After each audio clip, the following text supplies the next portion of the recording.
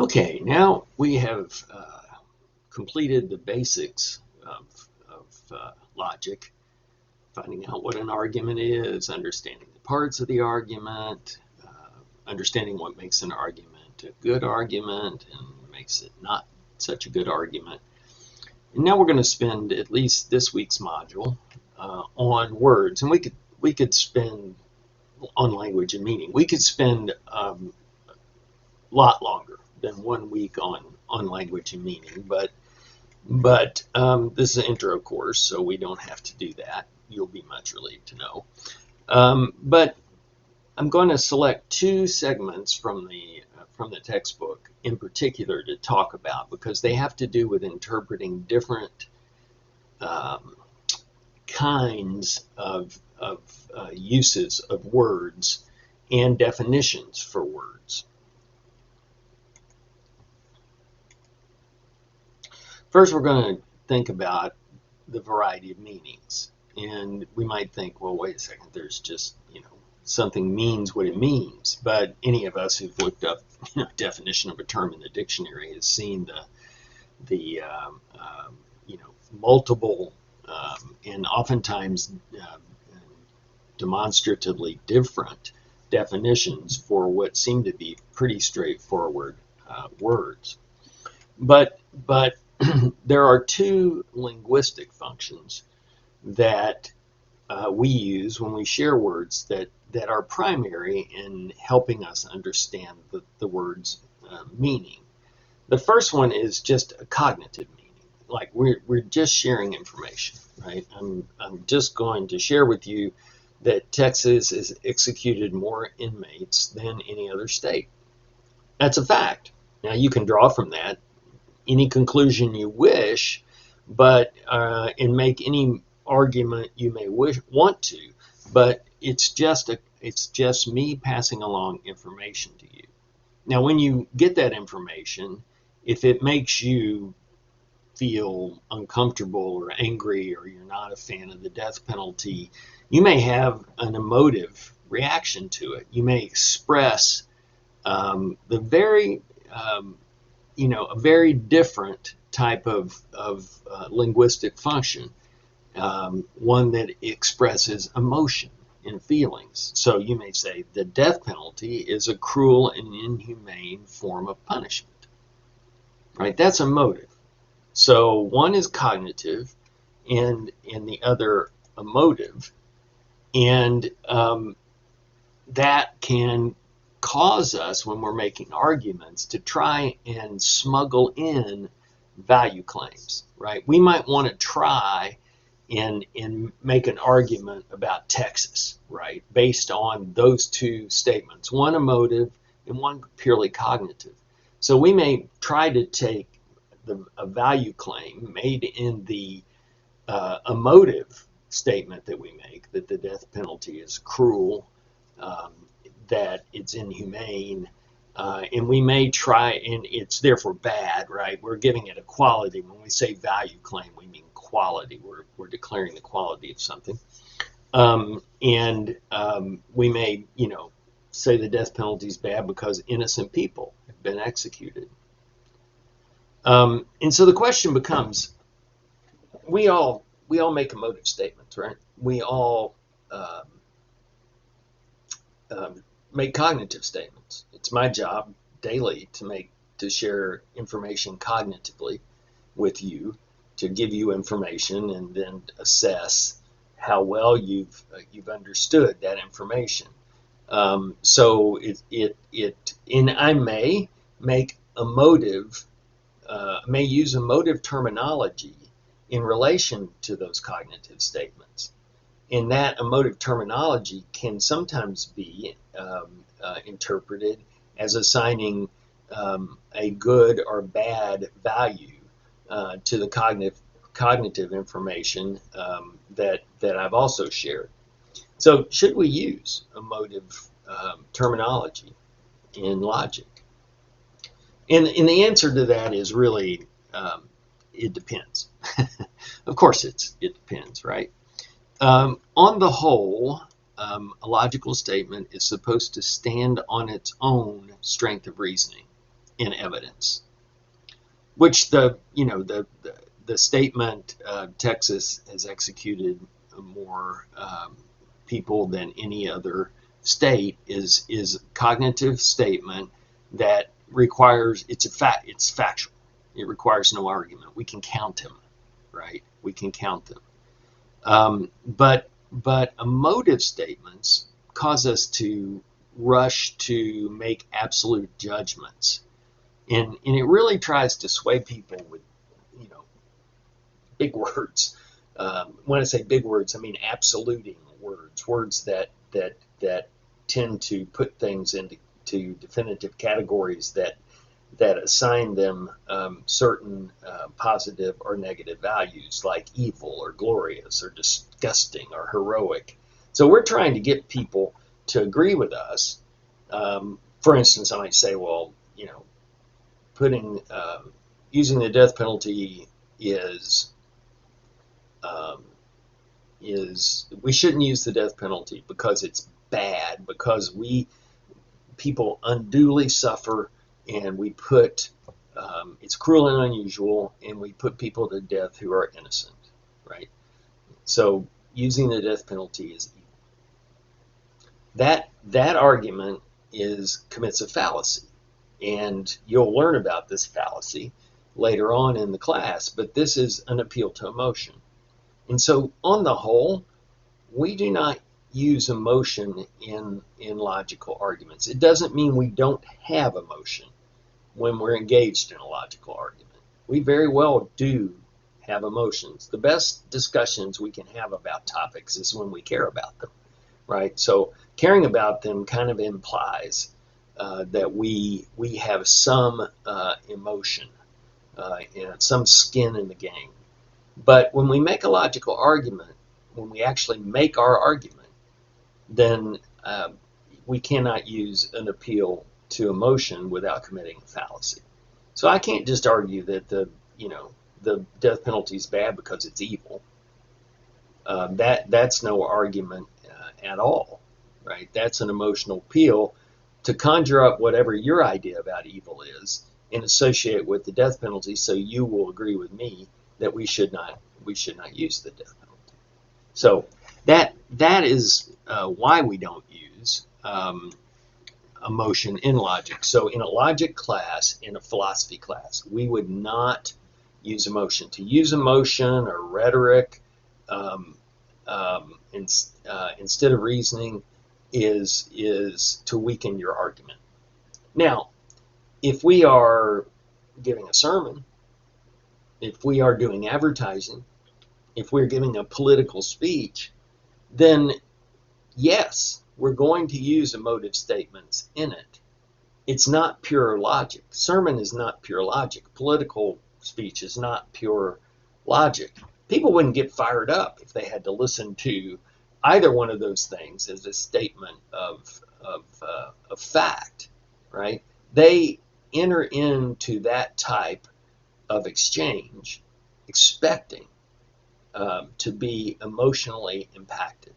So yeah, we use emotion in those settings. We use emotion in persuasion and in rhetoric. We also might use it when we're trying to apply philosophy, right? When we're trying to take what we think to be philosophically true and use it in everyday life. We may use it when we're talking about ethics, right? Particularly if we believe, and it's called deontology, if we believe that there is an absolute in ethics that we should never violate, whether that's always tell the truth, never kill anybody, sex trafficking is always wrong because it violates someone's body. That's really what, when you make a statement, somebody in the class the other day when I asked for an absolute said, sex trafficking is always wrong. That's a fine absolute. Behind it, though, is a greater absolute, which says that of exploiting someone else's body is wrong in all cases, right? So it may be acceptable in context of ethics or applied philosophy for us to use emotive language, dialogue. But we have to always make sure we clearly define it as such. And we may do that because we're making a philosophical argument that is, it's urgent, right? We hear this oftentimes when countries debate whether to go to war or not. Each side will try to use logic up until a point, but also attach a moral urgency to it and therefore use a more emotive language. So cognitive versus emotive. Cognitive, typically when we're making logical arguments.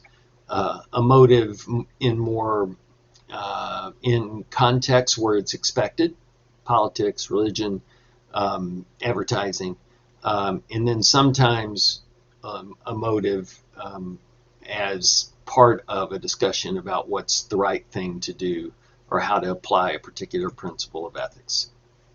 All right. So this first one is an argument, right? If an industry causes significant unnecessary harm to sentient beings, then it ought to be reformed or abolished. That is the posit, right? Do we all agree with that? Probably, up until a point, we all agree with that. Then the next statement in the argument is factory farming causes significant and unnecessary harm to sentient beings. That's the next premise, and then the conclusion is that factory farming ought to be reformed or abolished. It should be reformed or abolished. If animals are sentient, it should be. Right? Argument 2 is not a logical argument because it interlaces emotional language. Now, maybe the person making this argument feels like it's very urgent, given the number of sentient beings we put to death each day in our country in order to get our protein. But it still taints the argument. It's an appeal to emotion. If a barbaric industry cruelly tortures innocent creatures, then it must be destroyed. That's way over the top. That is using rhetoric in order to stir people up to get behind the idea that factory farming must be destroyed. Now you can see the difference between the two. One is an emotional outburst.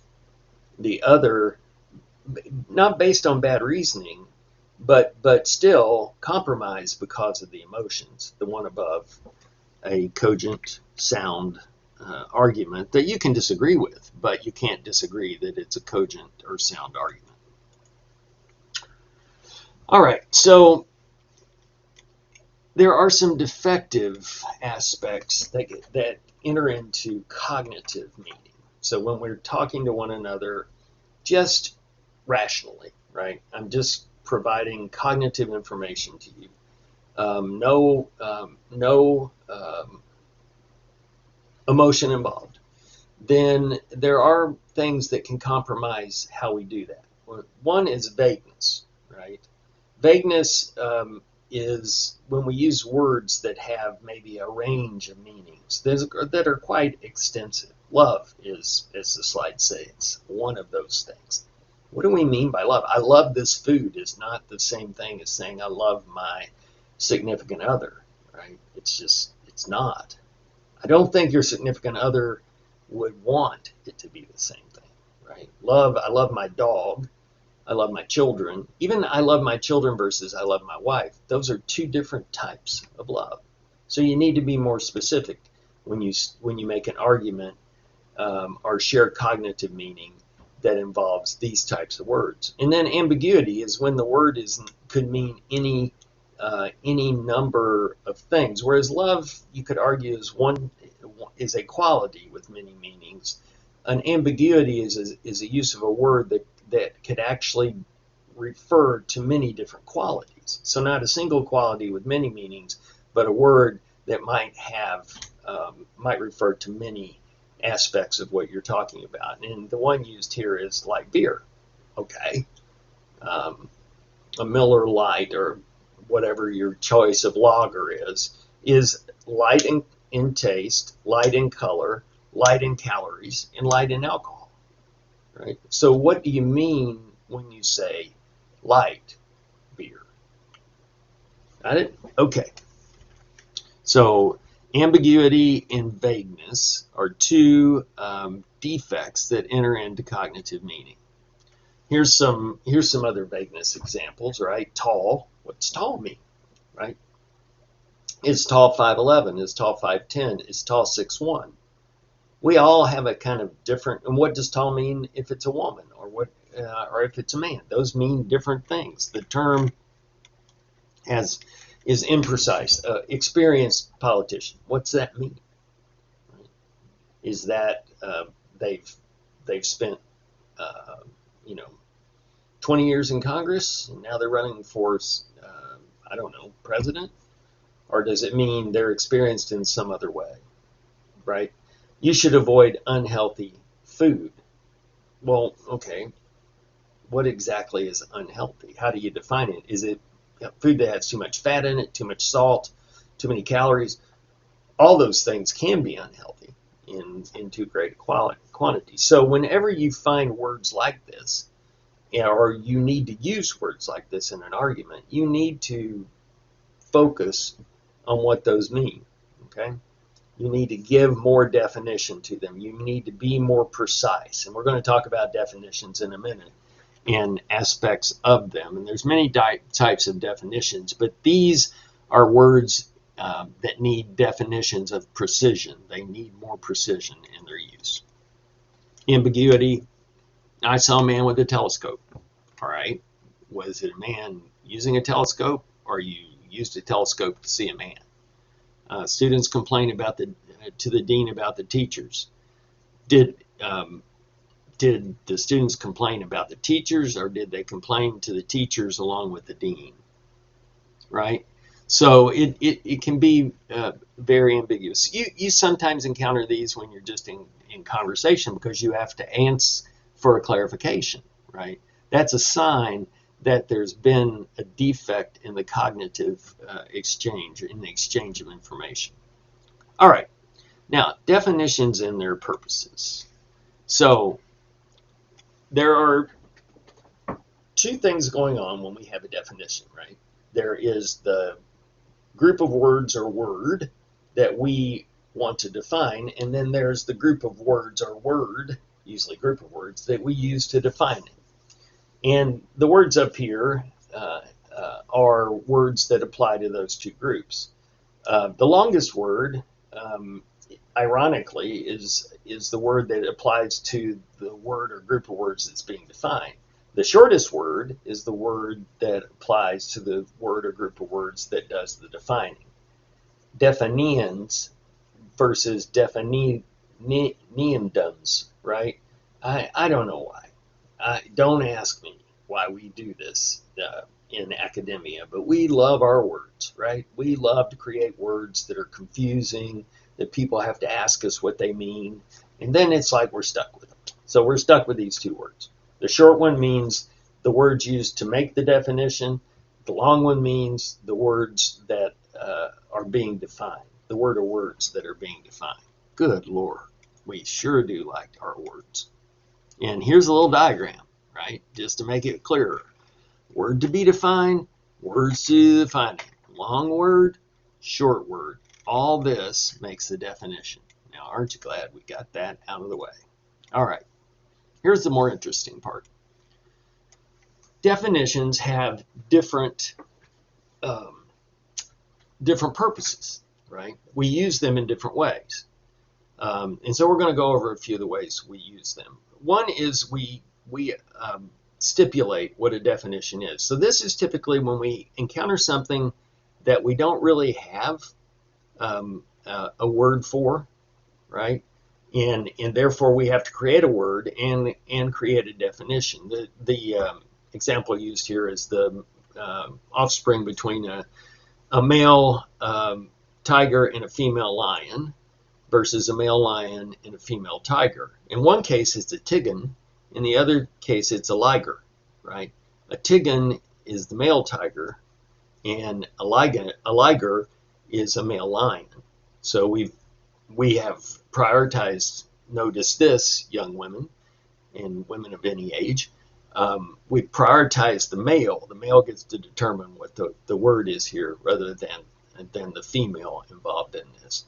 But until we had a Tegan or a Liger, we didn't have a need for defining it. But now, because we have offsprings that are fathered by different species, that offsprings from differing species, in each case one fathered by each different species, we have different words that explain that. That's a stipulated definition, right? And you know, technically the definition could be changed later, I guess, but this is the definition we start out with. We're going to stipulate that a liger is a combination male breeding between a male lion and a female tiger. That we're going to stipulate that that's going to be the definition, at least for now.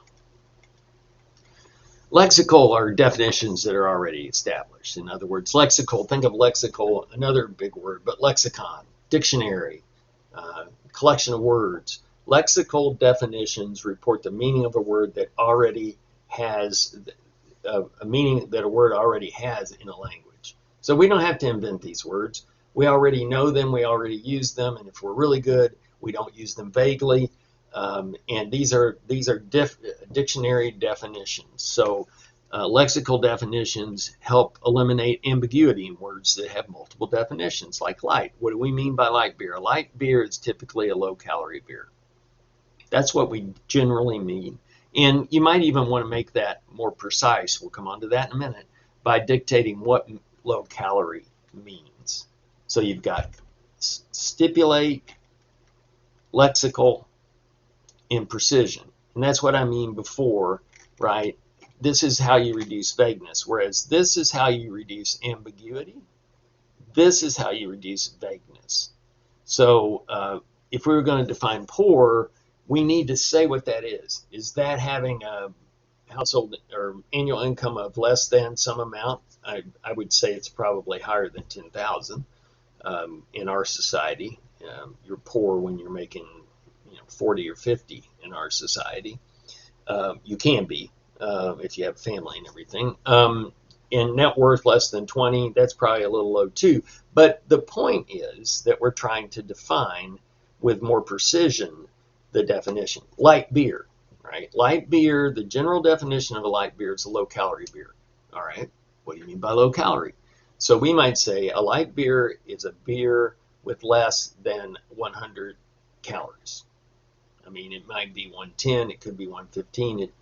All those are low calorie, but we've got to draw the line somewhere, right?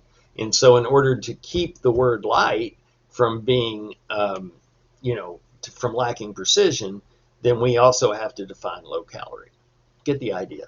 So we've got stipulate, lexical, and precision. So those are three different ways we use definitions to eliminate ambiguity and vagueness.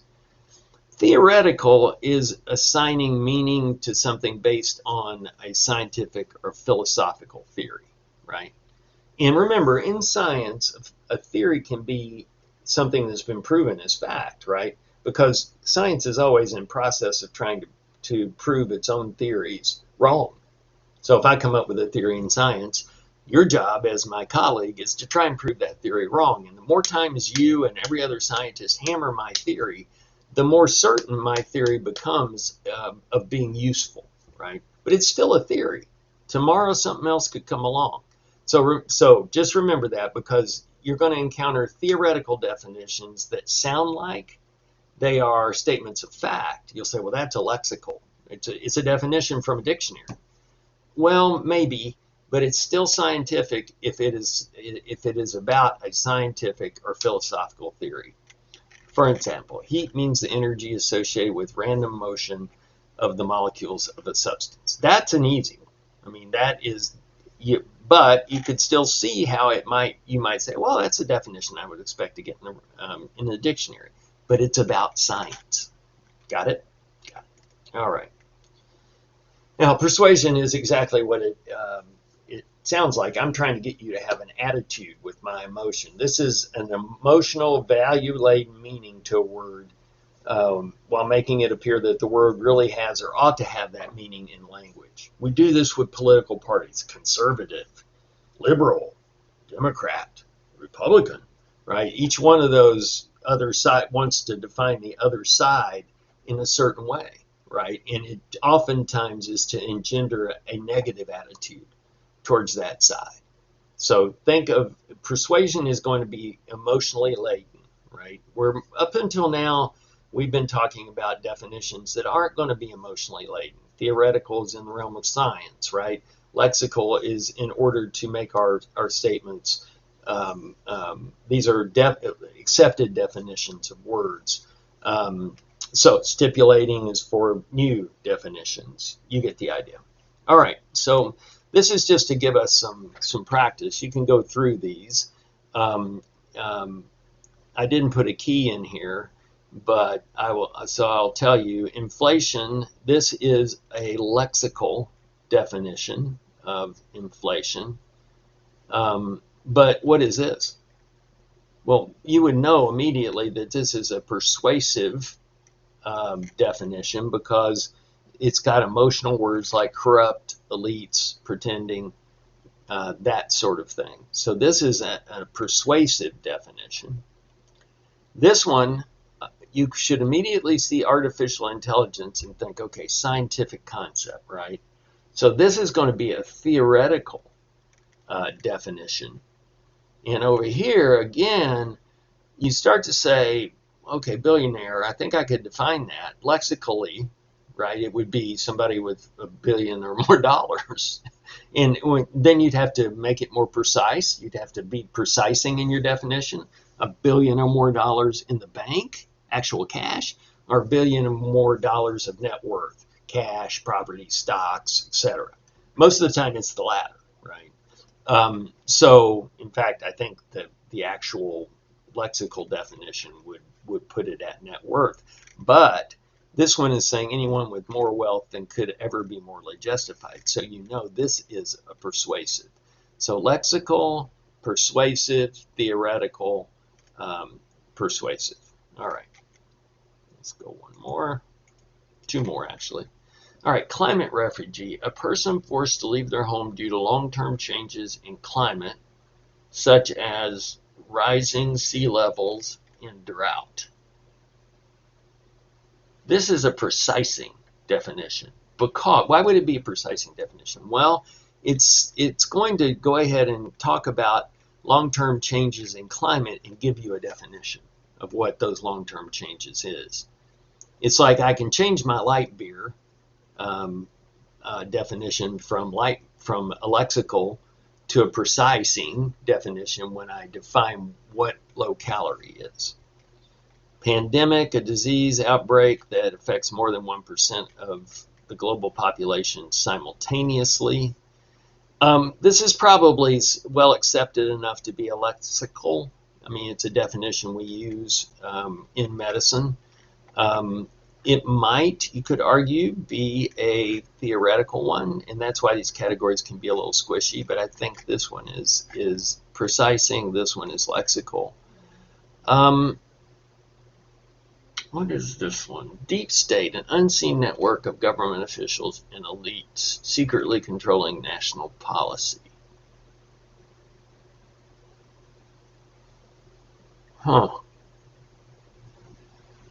I think it's a speculative because deep state's not something that has a well-established definition. So I think I would call this one speculative because it's about a word that is recent in our use. Vaccine, a preparation that stimulates the body's immune system to produce immunity to a specific disease. I would say that is a lexical definition. Precising, speculative, precising or lexical. You should ask ChatGPT and see what it says. And then vaccine, I believe, is also lexical. All right, let's go one more here.